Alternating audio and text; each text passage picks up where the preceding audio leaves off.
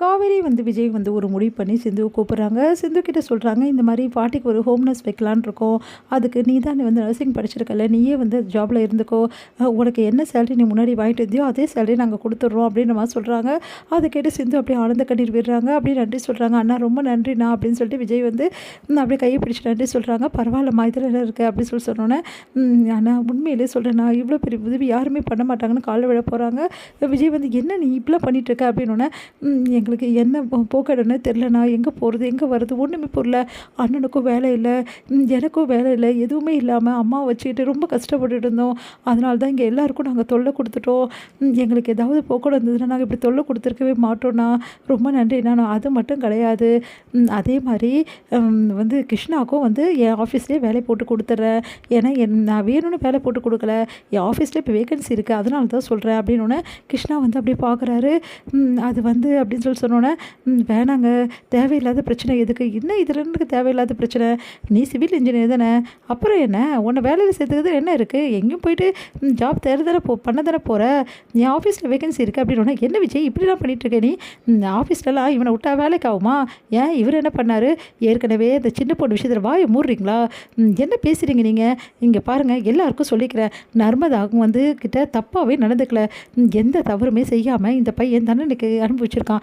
எல்லாரும் சேர்ந்து வந்து கிருஷ்ணா வந்து தப்பாக நினச்சிருக்கீங்க, என்ன நடந்ததுனா அப்படின்னு சொல்லிட்டு நடந்த விஷயத்தில் நர்மதா சொன்னது எல்லாத்தையும் சொல்கிறாரு. அது கேட்டு எல்லாம் அதிர்ச்சி அடைகிறாங்க. ஒரு அண்ணனும் தங்கச்சிக்கும் உள்ள நட்பு தான் அவங்க ரெண்டு பேருக்குள்ளே இருந்திருக்கு. அவன் வந்து தங்கச்சியாக தான் அவன் வந்து கிருஷ்ணா வந்து பார்த்துருக்காரு. நீங்கள் கொஞ்சமாவது எல்லோரும் புரிஞ்சுக்குங்க. இந்த மாதிரி வந்து மோசமாக நானே அந்த டைமில் யோசிக்காமல் தப்பு பண்ணிட்டேன், நான் ஏன் அப்படி பண்ணேன்னு எனக்கே கஷ்டமாக இருக்குது, நர்மதா சொன்னோன்னு தான் எனக்கு அறிவு வருது, கொஞ்சம் புரிஞ்சுக்குங்க எல்லாரும் அப்படி சொல்லிட்டு விஜய் சொன்னோன்னே எல்லாரும் அமைதியாகிடுறாங்க. அடுத்து வந்து இங்கே பாருங்கள், நாளைக்கு நீங்கள் வந்து ஜாயின் பண்ணிக்கங்க சரியா அப்படி சொல்லிட்டு போகிறாரு. இதை கேட்டு வந்து சரிங்க அப்படின்னா, இன்னொரு விஷயம் தம்பி அப்படின்னோடனே முத்துமலை சொல்கிறாங்க, என்னங்க அப்படின்னு சொல்லி சொன்னோன்னே எல்லோரும் அப்படியே பார்க்குறாங்க. நாங்கள் அதே மாதிரி இந்த வீட்டை காலி பண்ணிட்டு போயிடுறோம், நாங்கள் வீடு பார்த்துட்டு கிளம்பிடுறோம் அப்படின்னோடனே, என்னங்க திடீர்னு அப்படின்னோடனே, சொத்தை வாங்கிட்டு தான் போவேன்னு சொன்னீங்க அப்படின்னு சொல்லிட்டு கேட்குறாரு அவங்க சித்தப்பா. சொத்து எப்போ தரணுமோ அப்போ அக்கா தருவாங்க, அது வரைக்கும் எல்லாருக்கும் தொல்லையாக இருக்க நாங்கள் விரும்பலை, அதனால நாங்கள் சீக்கிரமாகவே போயிடுறோம், ஏன்னா என் பொண்ணுக்கும் என் பையனுக்கும் வேலை கொடுத்துட்டீங்க, எங்களுக்கு இது போதும், அதனால நாங்கள் கிளம்பிடுறோங்க அப்படி சொல்லிட்டு முத்துமலை சொல்கிறாங்க. அதை கேட்டுட்டு எல்லாரும் வந்து என்ன பார்த்துட்டே இருக்காங்க. அடுத்து வந்து இங்கே என்ன பண்ணுறாரு விஜய் வந்து என்ன சொல்கிறதுன்னு தெரியாமல் அப்படியே இருக்காரு. உடனே தாத்தா வந்து, இங்கே பாருமா நீங்கள் இங்கேருந்து கிளம்புங்க, உங்களை வேணாம்னு சொல்லலை, சரி காவேரியோட வளகாப்பு இருக்குது அதை முடிச்சுட்டு கிளம்பிடுங்க அப்படி சொல்லி சொன்னோன்னே, சரிங்க அப்படி சொல்லிட்டு போகிறாங்க. அடுத்து வந்து சாரதாவும் கிளம்ப பார்க்குறாங்க. அப்போ வந்து காவேரியோட வளகாப்பு வரைக்கும் இரு சாரதா அப்படின்னு சொல்லிட்டு பாட்டி சொல்கிறோம்ல சரின்றாங்க.